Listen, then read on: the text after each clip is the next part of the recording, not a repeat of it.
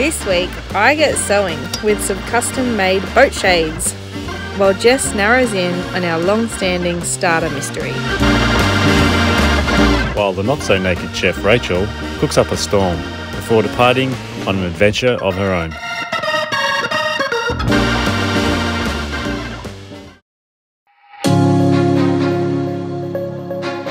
Welcome back to All the Stars Sailing Adventures. Join us, Rachel and Jess, on our Cavalier 37 All the Stars as we live and learn about life on the water.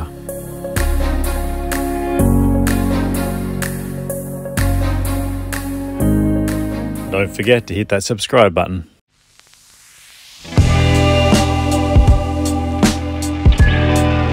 With plans to head home for summer and visit family and friends and leave all the stars in sunny Queensland, Rach and I were headed to the Keppel Bay Marina, where we had our sights set on making some custom-made boat shades. What is this? High car, baby. Marina high car. We're flying. How long since we've been this fast?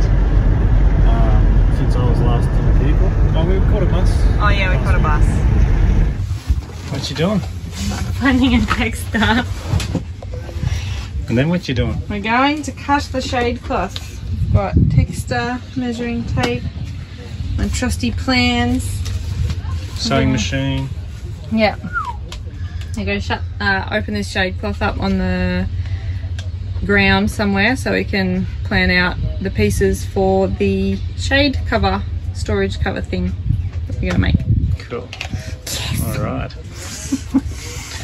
Nice hot day for it. Yes. Nice to have our own shade, wouldn't it? So here you can see some triangles, and here you can see a whole lot of shade cloth. Here. It was becoming pretty obvious the baking Queensland sun was also baking our brains.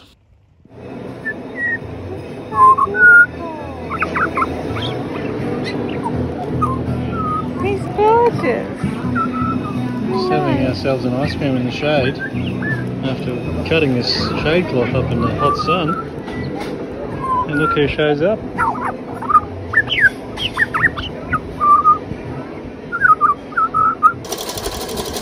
Basically just making himself. It's using so much cotton because I'm doing a zigzag stitch because the shade cloth actually has a bit of stretch in it. And a zigzag stitch will allow that stretch without tensioning the cotton too much and reducing the risk of breaking the top cotton.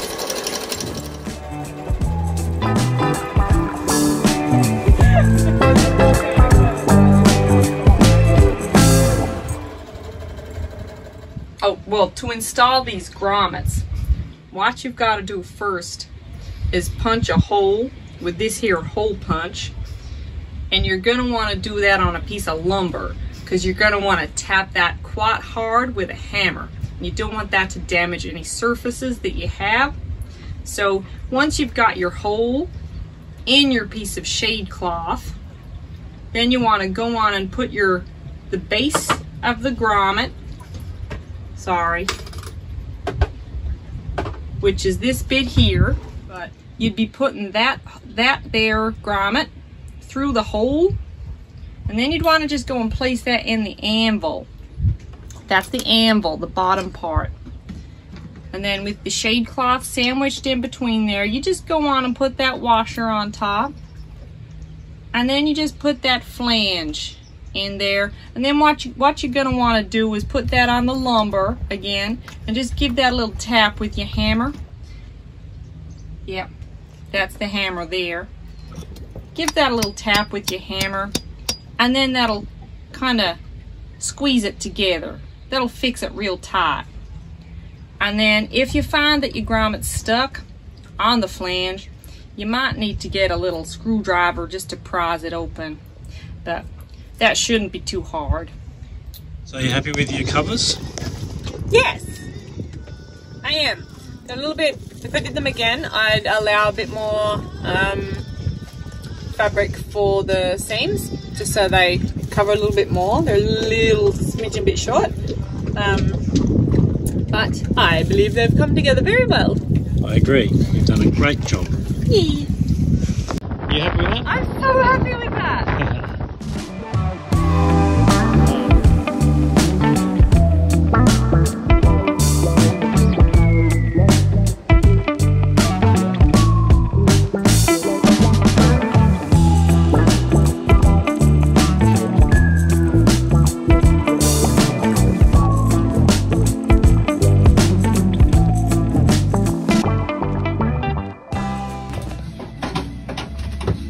So the not so naked chef, what are you doing here? You're just saying? Oh, I'm burning some butter for the burnt butter sauce to go with the risotto that I've made. I'm not even going to show you the risotto because it's a bit shit really. It's a bit watery because we don't have an oven. So it's a pumpkin risotto with... Well, it's a pumpkin risotto, but we don't have an oven. So the pumpkin, it's a bit watery, and don't even look in there. I've totally stuffed the burnt butter sauce up because I swizzled it before it was ready, and so the bubbles stopped, which is a shame. But I marinated some feta while I was at it. So it's not actually South Cape, it's just old feta. What do you reckon, Leslie? I reckon it looks bloody delicious. Personally, I'm not happy. I'm not happy with the finished product. The burnt butter sauce, it did not bubble the way it was supposed to. But you know, we just cover it with parmesan, and we, you know, who knows, drink more wine. Can I try it first? Yeah. I haven't even tasted it. Oh, that is so good. It's not, is it? It's oh my god, great. I haven't. It's got burnt butter. Yeah, but it just tastes like normal butter. It doesn't taste like burnt butter.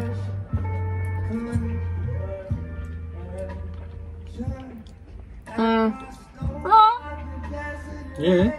See? Also, we only had like a third of the stock left that I needed, so it's a bit bland. Oh, salt!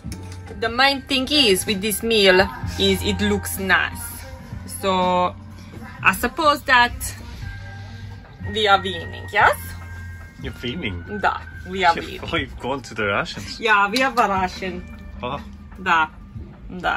Нет. Da.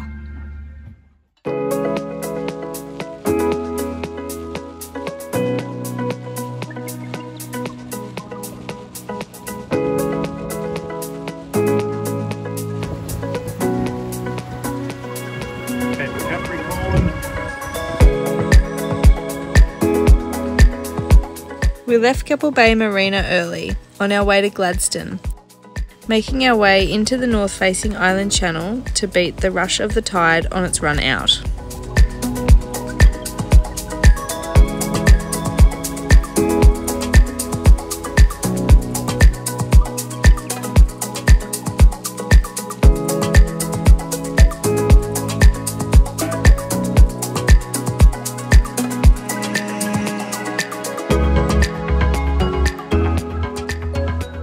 So I'm rolling around in the aft cabin looking at the engine, a bit closer at the starter motor.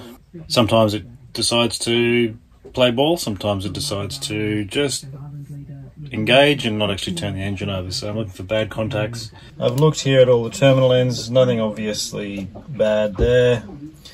I'm really kind of stuck for an answer because when it starts perfectly, and the starter motor's not staying engaged or carrying on. Go back through. And we got something.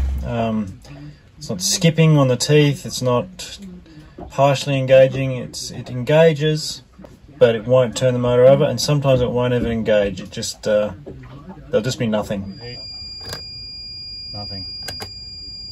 A little bit suspicious on the ignition switch, and that's the next place I'm going to look. You'll see here also that the power to the starter motor comes via an isolator switch. So we've got a main house battery isolator switch up there, and we've got starter isolator switch, engine isolator, and I've had a look at that a bit closely and I can't see anything obvious wrong with that. So I've just walked the hour into town, West Gladstone. I've picked up a battery analyzer, so what this will help me do is test the cold cranking amps of the battery and the general condition of the battery. At the moment I'm getting 12.7 volts, which is a really good reading. It's a healthy voltage, but this will test the load capacity of the battery. So if this shows up the battery's not doing as it should be, then I'll be replacing the battery, and that may well fix the starting issue. Now in the battery well, there's our starting battery, which was replaced in late July 2020.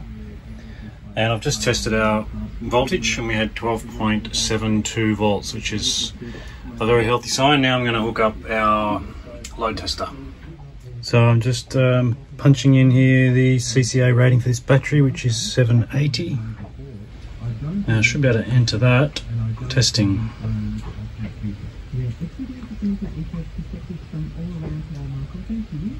980. 100% healthy, 98% charged, so we know the battery's good. That test tells us the battery's fine. There's no fault with that battery, so I can rule that out now. I've got plenty of voltage, heaps of cranking amps. The weakness is somewhere along the line, so we've still got to get back to either ignition switch or potentially engine battery isolator switch. I'm going to take that apart and see whether that might be the weak point. The engine isolator switch I took out, sprayed a bit of WD-40 into. It's just a contact switch, spring-loaded contact switch. There's no obvious problem with that, but I can test that with the multimeter under load. I'm going to take this ring thread off the ignition switch and have a closer look at that. So now I'm in the rear lazarette, and this one over here is our ignition switch, and that's just a terminal plug fitting. Can't see anything too obvious there.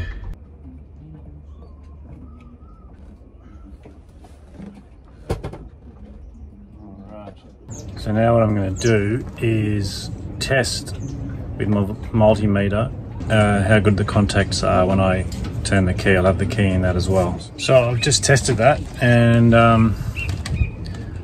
it's not showing up a fault every time I go to ignition start. I've got full continuity there, so it makes me think it's not the ignition barrel, seeing as I've dug it out of the boat. Just put the ignition switch back in place. I'll plug that in now. There's also a micro relay in here. Now, I don't know whether that has anything directly to do with the starter ignition system, but I did buy another micro relay of the same specs. So I'm going to swap this across and see whether that seems to improve the starter motor issues. Rightio, so I've changed over the micro relay and we fiddled with the ignition switch, didn't do much. So I've got ignition on. Let's preheat. Come off preheat. Nothing. Go back to off, come back through. And we've got something. So I really don't understand that.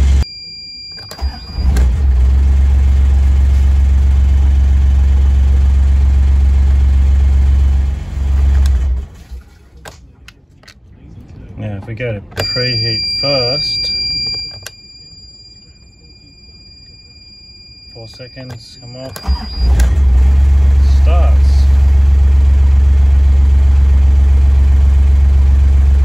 So the motor's just started twice in a row, which is not uncommon.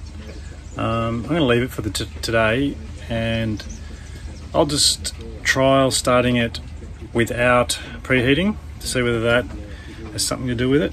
And yeah, apart from that, I've just double checked all the contacts. I've cleaned up the terminals, which were clean anyway. There was a tiny bit of white residue on the earth terminal on the battery, the negative terminal, but I doubt that was the problem, but anyway, that's all been cleaned up. And I'll run it and see what happens. Trial and error. Motor starts. It's not that it won't start. It's just that sometimes it'll misstart. That's the word.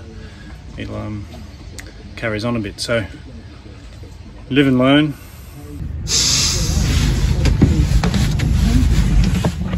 What are you doing? Bringing my bags outside. You're leaving the boat today? Yes. Oh, sad day. I know. Well, we had such a good time this year. Oh. Yeah. Did you enjoy it more than you thought you would? Yes. Do you think you'll come back? Yes. I'm coming back. Yay! Yay. And you're not going to be long behind me. No, that's right. I'm just going to sail to Bundaberg and then I'm going to follow you. Yep. Cool. So we're going to catch a cab to the airport.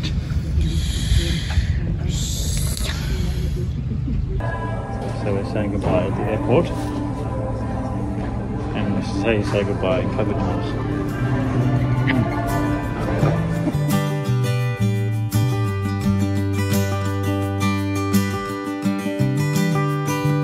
Is this the last time I can see you in a while? Is it the truth that you'll be living tonight? No sooner had Rach left the boat, Gladstone, the rain had set in. That will mean everything, yeah, everything to me. Can we get out of this one? Waiting and missing. I never thought you would leave me here. We can get out. I'm ready for my Oscar now. Hey, you copying YouTube accents? No! But I see you, honey. This is in no way funny. We will find our way back together. But right now, there's stormy weather. I see a tear begins to fall from your eyes. If you like this video, please give us a like and share with a friend. I will be there with you even when you are